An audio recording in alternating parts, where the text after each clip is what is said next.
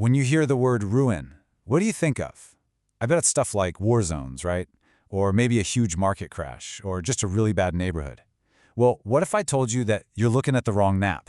Today, we're going to dive into a pretty hardcore Machiavellian idea, that the most dangerous places on Earth, they aren't physical locations at all.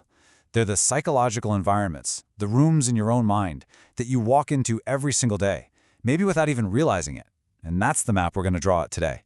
Okay, so just look at these two maps side by side. On the left, that's what we're all taught to be afraid of, right? These big, sudden, external disasters.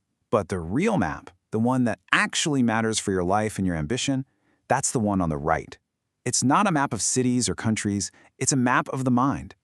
These are the internal places, the rooms we choose to sit in, that quietly, slowly, piece by piece, just dismantle everything we're trying to build. And this slide just nails the entire concept. Ruin isn't some lightning strike that comes out of nowhere, it's an infection. Think about that. It's a slow-acting poison that we willingly drink just by refusing to leave places that feel comfortable but are actually designed to destroy us from the inside out. So, let's step into the first place. Welcome to the Martyr's Court. We've all been here. This is where you go right after you fail. It's that group of friends or that online forum that rushes to tell you, hey, it wasn't your fault. The game was rigged. And man, it feels good. It feels like validation. But it's not. It's a paralytic. It's a room where everyone is complaining about their wounds, but nobody is actually trying to stop the bleeding. They just want an audience for their pain. And believe me, this isn't just some abstract theory. History is littered with examples. Just take a look at the tragedy of Piero Soderini in Florence. Step 1, he surrounded himself with people who told him what was right, not what was effective. So what did they do? Step 2, they sat around complaining about how cruel the world was instead of actually preparing for it. So what happened when a real ruthless threat showed up at the gates? Step 3, he froze, he hesitated, and the result? Ousted, exiled, and his entire republic gone.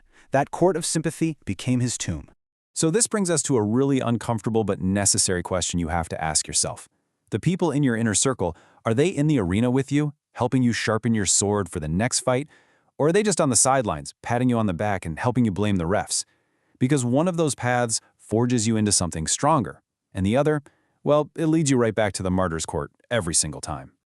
Okay, so if we leave the court of blame, we walk right into an even more seductive trap, the court of flattery. This is the place that celebrates you for what you're gonna do, not what you've actually done. And why is this so incredibly dangerous? It's simple neuroscience. Your brain literally gets the same hit of dopamine from just talking about a victory as it does from actually achieving it. It makes you satisfied, fat, and happy on potential alone. It makes you weak. And this right here, this is the classic story. Look at the timeline for King Perseus of Macedon. He starts with everything. A massive empire, a powerful army, but then he makes the fatal mistake. He surrounds himself with sycophants, with yes-men who tell him how brilliant he is. Pretty soon, he starts to believe his own hype, this myth of invincibility. And then what happens? Reality shows up. When he finally met a real disciplined Roman army, his entire force was annihilated in 1 hour. See, he wasn't ruined by Roman swords. He was ruined by applause. So you've managed to avoid the blame game, and you resisted the siren song of flattery. You decide, okay, time to get serious. Time to prepare. But this impulse can lead you straight into our third place of ruin, the sanctuary of hypotheticals. This is the room filled with whiteboards and spreadsheets and endless research. You tell yourself you're being strategic, but what you're really doing is hiding. You're hiding from the messy, unpredictable risk of actual failure out in the real world. And this quote, this one just cuts right to the bone, doesn't it? Perfectionism isn't about having high standards. It's a mask. It's a very sophisticated excuse to never start. Because what you're really afraid of is the humiliation of being a beginner, of being clumsy and making mistakes. It's a deeply rooted fear that keeps you trapped in the planning phase forever. You know, Machiavelli said that fortune is like a raging river. You can build dams and prepare when it's calm, but when that flood comes, you have to act decisively. So the question for you is pretty simple. Are you launching the boat, even if you don't feel 100% ready, and dealing with the currents as they come? Or are you still on the riverbank, just drowning in your own calculations while the opportunity of a lifetime rushes past you? All right, so you did it, you launched, you're in the arena. But as soon as you step inside, you run headfirst into the fourth trap, the Hall of False Equivalencies. Think of this as the social media trap. You're living your real, messy, behind-the-scenes life, but you're measuring it against someone else's perfectly curated, edited highlight reel. And what happens? Envy kicks in. And envy is the ultimate thief of strategy because it forces you to play someone else's game, not your own. The ancient city of Carthage is the ultimate cautionary tale here. Step 1. Their strength was the sea. They were the undisputed masters of naval warfare. Nobody could touch them.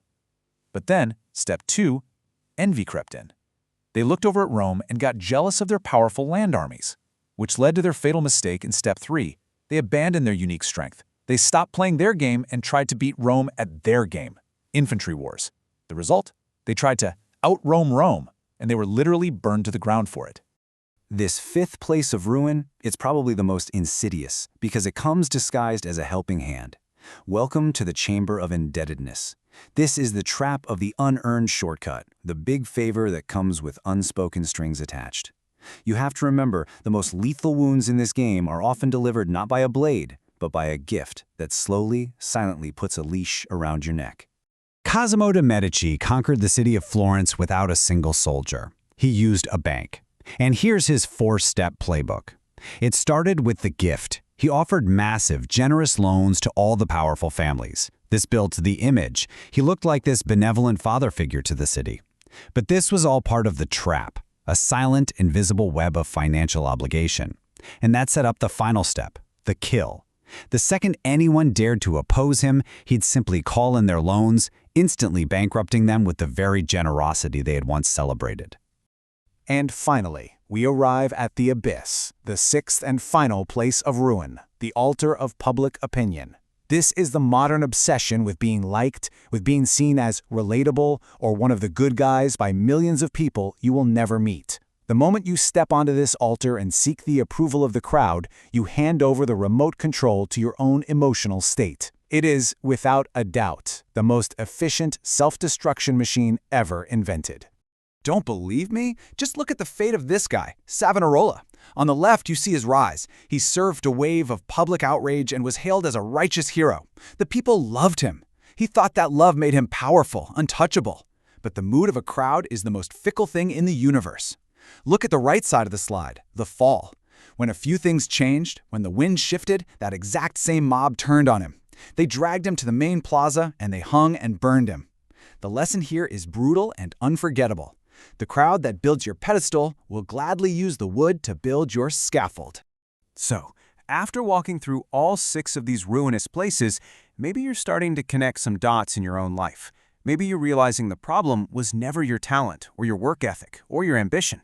Maybe the problem was your geography all along. You were trying to plant good seeds in poisoned soil.